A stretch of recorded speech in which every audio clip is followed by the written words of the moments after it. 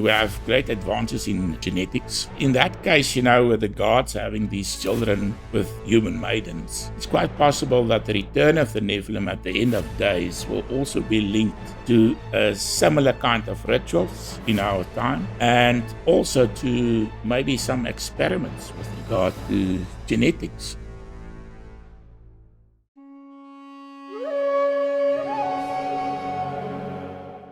So today we unpack the motive of the fallen gods found all across the ancient Middle East, including Egypt.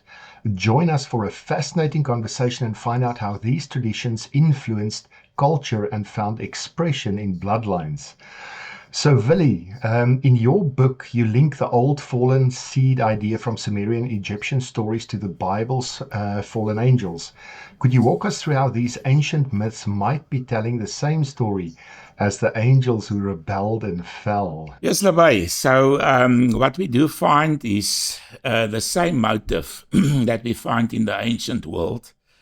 In that case, it's a rather crude motive, that of seed that fell on the ground, the seed of the supreme god, or especially also the god Enki, the lord of the earth, that fell on the ground.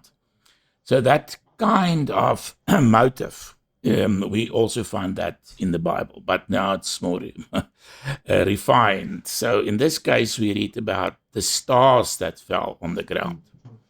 And for example, in Revelation chapter 12, we read verse 3 and 4 about the great dragon. Another sign appeared in heaven. Behold, a great fiery red dragon, having 7 heads and 10 horns and 7 diadems on his heads. His tail drew a third of the stars of heaven and threw them on the earth. So here we have stars falling on the earth. And that's the exact equivalent for what we find in the ancient world. It's just stars now that fall on the earth. And the reason is quite simple. Throughout the Bible and the ancient Middle East, but throughout the Bible, angels or angelic beings are often described in terms of stars. We have done another episode where we discussed that in great detail, so I will not repeat that today. But we find that, for example, in the hymn of Deborah. Yep. We also find it in Job, where God speaks to Job and refers to the day of creation, and when all the angels was in great joy about that moment, and he also refers to them as morning stars shouted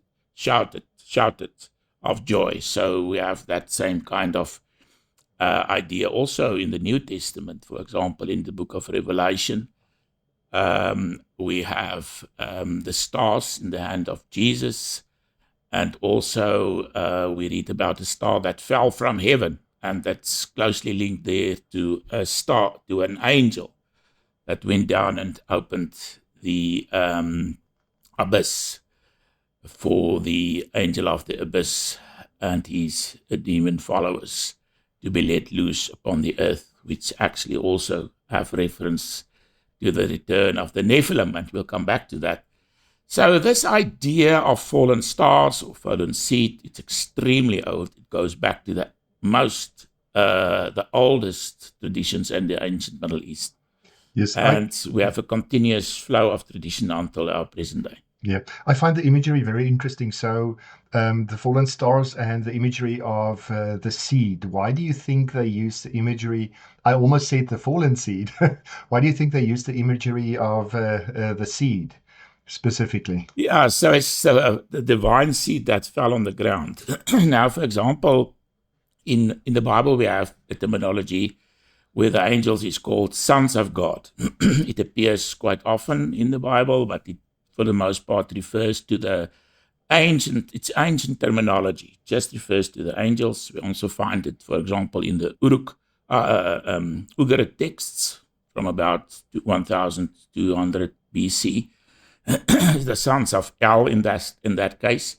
But if you go further back in Sumer, the reference is to the seed of An. An is the supreme God. So sons and seed were equivalent terminology.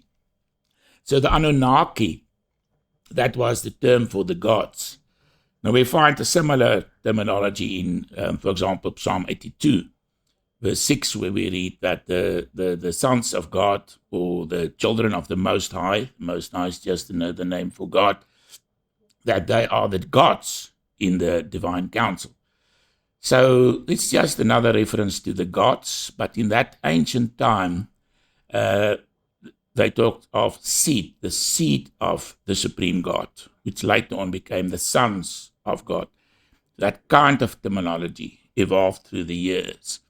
So that's the reason why we have this, through the years, this change in terminology. But in that ancient times, in Sumer, and all across the ancient world, it was actually fallen seed, divine seed that fell on the ground. That was the image used for the fallen gods. Yeah. Wonderful. Thank you very much. That's a very interesting topic. So, Willie, the Edfu text from ancient Egypt talked about 8 gods born from this fallen seed. And then this bright, shining child called the August Stripling shows up. What bits from the text themselves or the old pre-dynastic cylinder seals make you think this is an early version of the Nephilim story? Now, so the Edfu texts are extremely interesting. There can be no doubt that these texts are very, very old. They go back to pre-dynastic times. The scholar that did a lot of work on these texts, E.A.E. Raymond, she actually made, I think, quite a convincing case that these texts, the story, the myths in these texts, and maybe also legends, because it's actually a very old story. It goes back to pre-dynastic times. According to the story, the family of gods that built the first temples in Egypt actually came from another land, which is called the Homeland, the original homeland of the gods. And we read how there was, before the deluge, how a certain earth god, that his seed fell in the primeval waters, and that from that seed was born the first 8 gods. Now, the earth god and his seed that fell on the ground, I can maybe quote from that. We read, and in this case, what is also implied here is actually castration, because there's this idea of conflict in the celestial skies. So we read, you placed your seed into the B, that's just the embryo of the earth, which you fertilized with your phallus, which you have plunged into Nun. Now, Nun here is the primeval waters being united as one. So the seed fell on the primeval earth that rose from the waters, the first waters, and that was how these 8 gods were born. Now, we find exactly the same story in Mesopotamia, where Enki, the Lord of the earth, where we read that his seed fell on the ground. And again, 8 gods were born from that seed. Actually, it's 4 pairs of gods, 4 gods and 4 goddesses. And so there's no doubt in my mind, and I discuss it in great detail in the first volume of the Nephilim. And in some literature, if you look at the fallen gods, they're sort of shown as dwarves or little people. Can you? Yeah, so there's no doubt that these traditions came from Mesopotamia and was brought from Mesopotamia to Egypt. And in Egypt, we find that they are sometimes portrayed as 8 dwarfs. Yeah. And this is quite interesting because, there's good reason to believe that the earth god himself in both Mesopotamia and in Egypt was regarded as a dwarfish figure, maybe a pygmy or something, a great shaman. Portrayed as a dwarfish figure. Yeah. So there's definitely a link there, yeah. Yeah. And Willie, just to expand a bit on the August Stripling, I mean, it's featured in the Edfu texts as well. Can you expand a bit on on that Yeah, individual? so in the Edfu text, we actually read that the 8 gods, pairs of gods, eventually produced this child, this August Stripling. It's a very remarkable personage. He had a bright shining face. He actually had his sun and moon for eyes. He had these flaming eyes. And clearly this is a kind of messianic figure. And according to the Edfu text, he lived before the time of the deluge. And if we allow that this tradition actually was brought from Mesopotamia to Egypt, then it's quite possible that it refers to a very early period in the ancient Middle East, in Sumer, where there was such a messianic figure born from the fallen seed, born from the fallen gods. And this placed the Nephilim within the framework of the Antediluvian age. This is one of the few texts that clearly present a tradition that goes back to that early times. That clearly, because in this tradition it's clearly stated that these things happened in the time before the deluge, and that the whole world in which they lived was then overrun by the deluge, and then afterwards they came back, they rebuilt that world. They actually went and they searched for a certain kind of, let's call it a pillar that was hidden somehow before the deluge arrived, and they found that. There's a whole story about that. But eventually some of them came all the way from there to Egypt, where they built the first temples in Egypt. So most likely this happened during what we call in Mesopotamia the time of the Uruk Expansion. So we have Uruk influences in Egypt during that period, in the north and the south. There's no doubt there's very, very extensive influence in Egypt during that period. So it was most likely during that period that these stories was brought to Egypt. And it's easy to deduce that it is an earlier version of the Nephilim story. But at some stage, I'd love to discuss the stone pillar as well. That's a fascinating topic, but yeah, that's something for the future. So you point out that in some Sumerian tales, the earth god Enki rebels against An, and that's why the fallen seed ends up getting connected to Enki. Can you explain that rebellion part in more simple terms, so someone like I can understand it as well? Yeah, so what we find is actually that when we take all the different versions of the story about the seed that fell on the ground, if we take the Egyptian version, I've already mentioned that in this case, castration is implied. And we also take the Sumerian version, where the Lord of the Earth's seed fell on the ground, and 8 gods were born from that seed. In Egypt, we also have the earth god. It's very primitive earth god seed that fell on the ground. And then the Hurrians. On the Hurrians, we have Kurmarbi, which is the equivalent of Enki in Sumer. And he actually castrated An, the supreme god. And some of that seed he swallowed.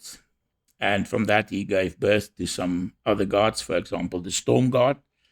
We find something quite similar with Enki, because he also ate his own seed and gave birth to the 8 gods from that. And we find exactly the same motive also in Egypt. But some of the seed also fall on the ground. And in that case, we find that the giants were born from that seed that fell on the ground. But the motive that's important here is that of castration. If we take all the different versions together, it seems that what happened was that the earth god Enki arose in rebellion against the supreme god, and that some of the gods followed the earth god, and they became known as his seed, and also the Anunnaki of the earth, in contrast with the Anunnaki that was resided in heaven and attended the divine council. So in the previous episode, we discussed this conflict in heaven and this most ancient motive regarding that conflict, which is basically the story of Lucifer's fall.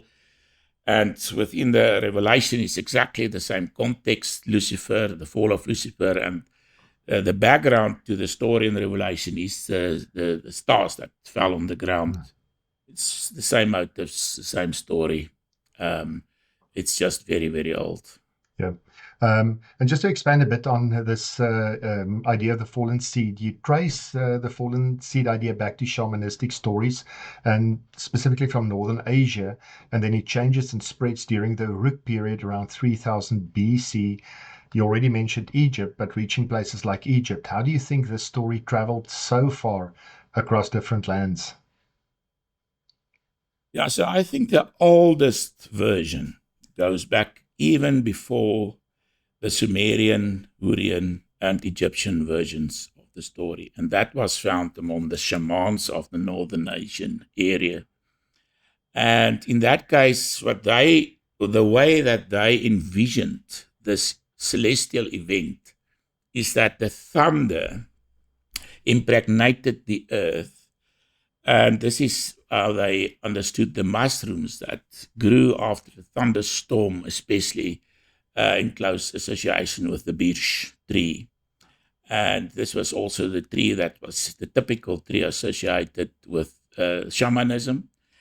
And the mushrooms were the kind that enabled these shamans, according to tradition, to enter the spirit world and see and experience the spirit world. And in that world, they encounter these other beings, these spiritual beings, and often these beings were described as dwarves, small dwarves. So the idea of 8 dwarves being born from the seed that fell on the ground, it's equivalent to what we find in the shamanistic kind of traditions. That was just a very, very primitive and very old version of the story of the celestial conflict. Yeah, and that's also where the children's stories come from, with red mushroom with white dots and the little people sitting on top of it. So interesting. But Willie, do you spot any echoes of it in modern indigenous tradition, or even the esoteric or spiritual beliefs of today? Big question. Yeah, so I think this idea of entering the spiritual world via some of these kind of substances and encountering little people, that's widespread. We find it all across not only the ancient world, but even today. Indigenous communities also have similar stories, and the listeners could actually, in the comments also, maybe if they know about similar stories, just let us know about it. It's a fascinating theme, yeah. That would be very interesting. So the fallen seed tradition comes from the pre-flood era. How does the fallen seed idea help set up the later myths of giants and heroes in the 9 ages, especially when it comes to the Nephilim? And what lasting impact do you think that on culture, bloodlines, and genetics, according to these ancient views? Yeah, so what we discussed so far is the earliest traditions. The most I've already mentioned. I think the oldest one is the shamanistic traditions of the Northern Asian region, and they actually deeply influenced the Sumerian religion. And then there's the Sumerian version, there's the Hurrian version, there's the Egyptian version, and there's also other versions. For example, among the Greeks, we have the god Kronos that castrated the supreme god, or Uranus, the earth, the sky god, and his seed fell on the ground. And in that case, again, the giants were born from the seed, and this is just, there are many versions of the seed falling on the ground and giants having been born from that seed, which is, according to the Bible, the Nephilim were born, and among the Nephilim, we find the giants.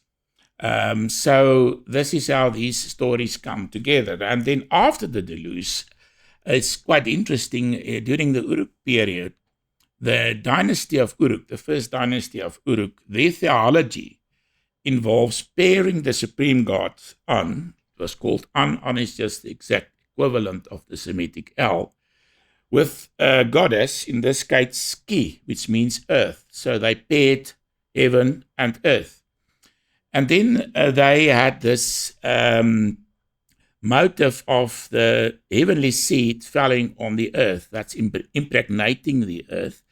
And they saw that in terms of the sacred marriage. And it was from this marriage that, for example, the 7 young men that accompanied Lugalbanda was born. Yeah. They are described. Can you just expand on sacred marriage? I know we've mentioned it previously in other podcasts, but can you just quickly expand on what that is?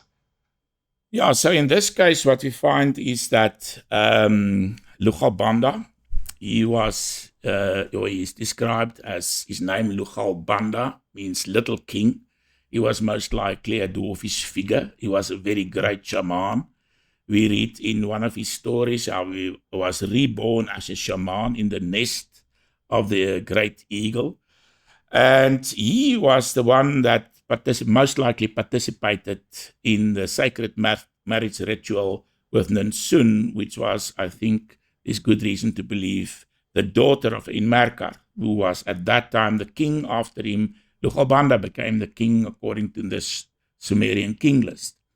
Ninsun herself were later on also regarded as a god.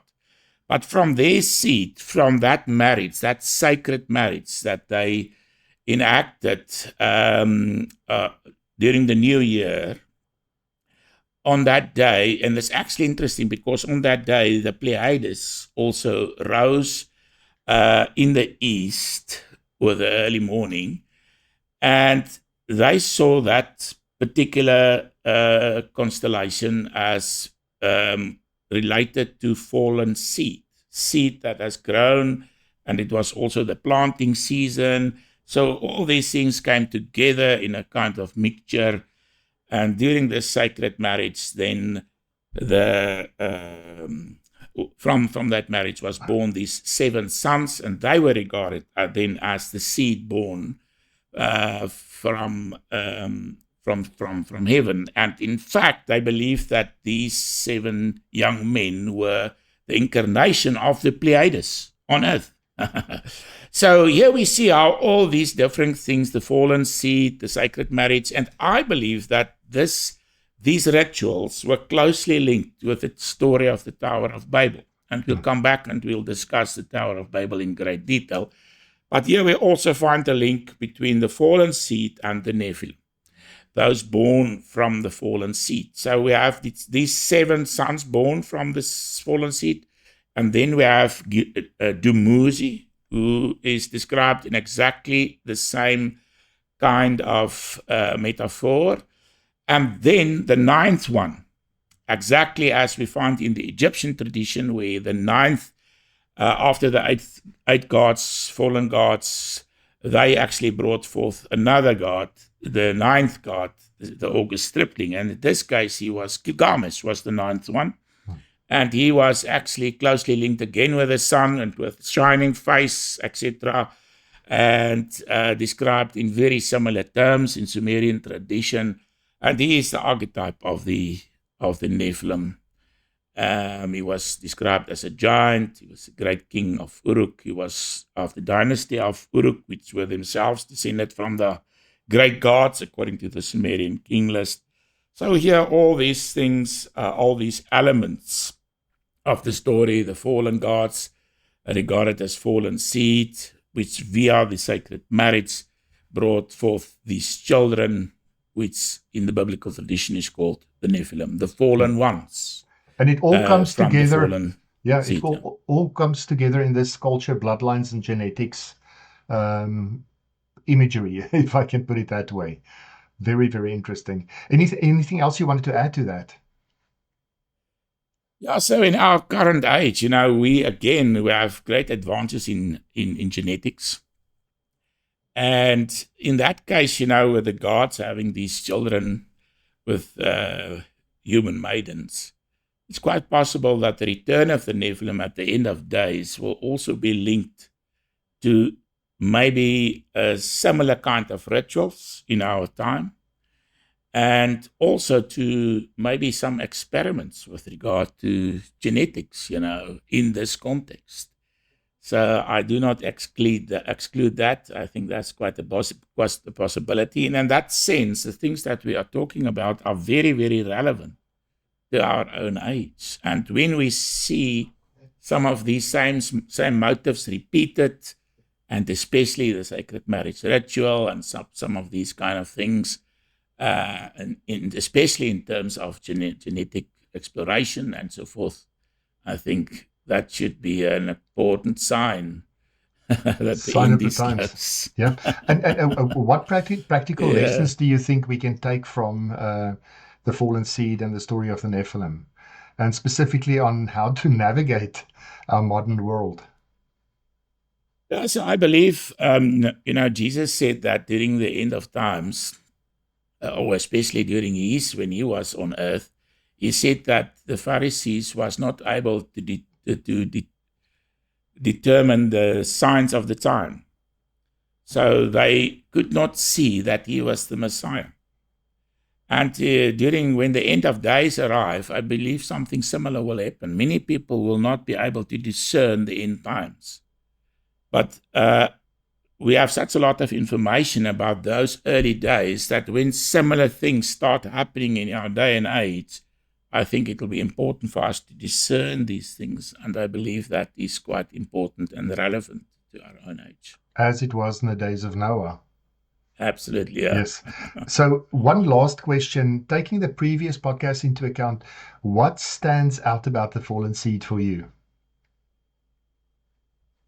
Well, I think the idea of celestial conflict, it's not something that's only to be viewed in terms of the past. There's elements of that also seems to point towards the future.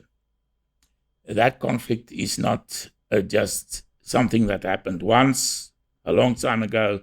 It was a conflict that started long ago, but it's, I think, a conflict that will still have some results and maybe some final stages and phases of the same conflict in future.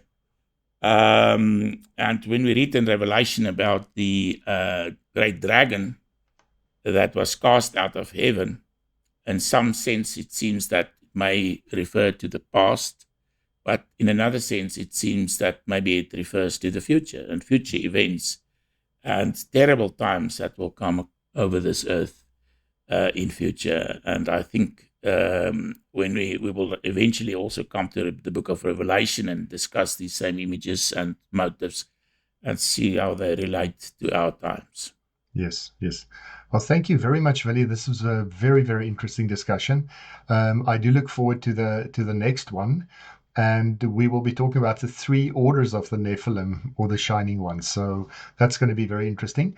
For the people following us, please like and subscribe if you haven't done that. I always see people watch the videos, but they don't subscribe. It's like, they forget to do that. But thanks very much. And if you guys have any questions or any thoughts, please let us know. Anything else from you, Willie? Oh, they should leave their comments. We would like to react to that. And if they have questions, we would like to answer that and discuss that. Yes. Yeah, absolutely. Thank you.